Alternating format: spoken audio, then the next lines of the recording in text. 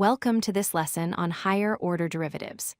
In calculus, we often stop after finding the first derivative, but there is a whole world beyond that. Today, we will explore the second derivative, the third derivative, and even the general nth derivative. Before we move forward, let's quickly recap. The first derivative, denoted as f prime of x, represents the slope of the tangent line to a curve. It tells us the instantaneous rate of change of the function at any specific point. So, what exactly is a higher-order derivative? It is conceptually very simple. Just as f prime of x is the derivative of the original function, the second derivative is simply the derivative of the first derivative. We repeat the differentiation process.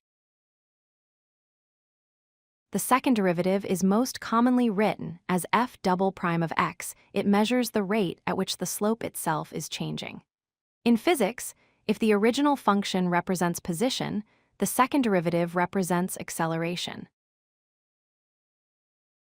Visually, the second derivative tells us about concavity.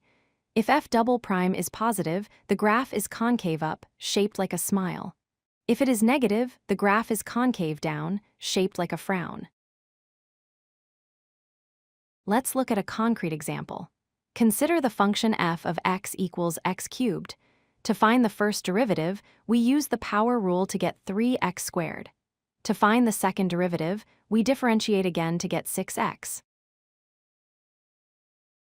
We don't have to stop there. If we differentiate a third time, we get f triple prime of x in our example. The derivative of 6x is just 6.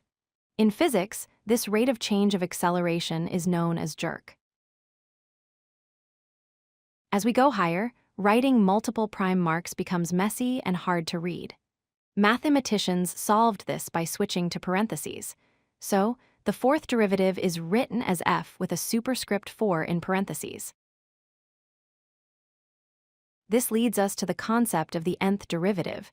Written as f superscript n of x, this represents the general formula for differentiating the function n times.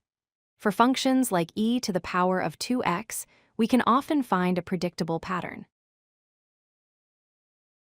To summarize, higher-order derivatives are found by repeated differentiation.